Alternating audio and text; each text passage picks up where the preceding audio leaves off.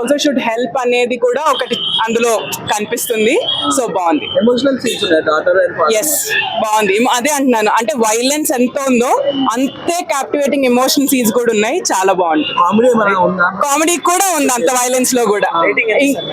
నేనైతే 5 ఇస్తాను. 5 on 5. గుంటూరు హనుమాన్ చూసారా? నేను చూడలేదండి. ఇది ఎలా అనిపించింది మేడం సినిమా? బాగుంది, చాలా బాగుంది. చాలా చాలా హైలైట్స్ ఏంటి మేడం సినిమాలో? సినిమాలో నాకు ఓవరాల్ గా మూవీ అంతా నచ్చింది. సాంగ్స్, ఫైట్స్ కానీ, ఇమోషన్స్ కానీ మొత్తం అంతా చాలా బాగా పోర్ట్రే చేశారు. సో చాలా బాగుంది. అంటే మంచి సంక్రాంతికి మంచి ఫిల్మ్ అంటారా? మంచి ఫిలిం ఫ్యామిలీ అంతా చూడొచ్చు. అంటే వైలెన్స్ ఉంది అని కాదు, ఎందుకంటే మొత్తం ఫ్యామిలీ అంతా దే విల్ ఎంజాయ్. ఆ ఫ్యామిలీ ఎమోషన్స్ కూడా చాలా బాగా చూపించారు. పాపతో గానీ అంటే హీరోయిన్ అంతా చాలా బాగుంది. అంటే అలానే రేపు సినిమా కూడా వస్తుంది కదా నాగార్జున గారిది, ఎలా ఉండబోతుంది అసలు? బాగుంటుంది అనుకుంటున్నాను. నాగార్జున సినిమా కదా.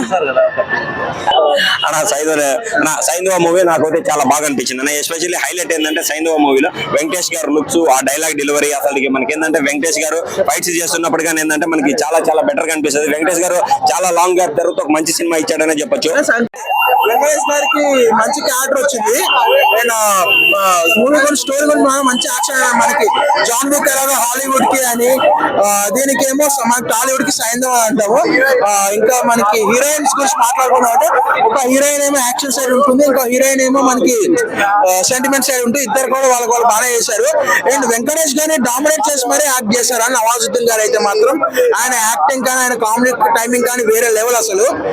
ఇంకా యాక్చువల్ ఫస్ట్ హాఫ్ అయితే మనకి జాన్ విక్ గుర్తొస్తుంది, ఇంటర్వల్ షార్ట్ బాగుంటుంది. సెకండ్ హాఫ్ మాత్రం మనకి టామ్ అండ్ జెర్రీ గేమ్ లాగా కాసేపు విలన్ది పై చేయి కాసేపు హీరోది పై చేయి అన్నట్టు టామ్ అండ్ జెర్రీ గేమ్ లాగా అవుతూ ఇంకా ఎమోషన్ అనేది బాగా క్యారీ చేద్దాం అనుకున్నారు, బట్ ఓవర్ ఎమోషన్ అయిపోయింది అది.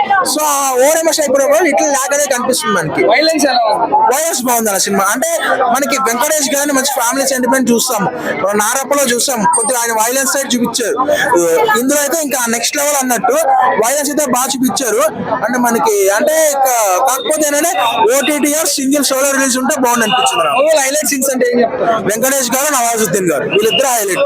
యాక్షన్ సీన్స్ అంతే.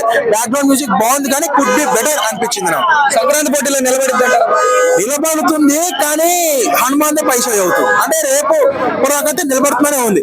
రేపు నా స్వామి రంగా కూడా రిలీజ్ అయితే కానీ ఏ విషయం చెప్పలేదు. అవుట్ ఆఫ్ 5 ఎంత రేటింగ్ ఇస్తారు? 2.5.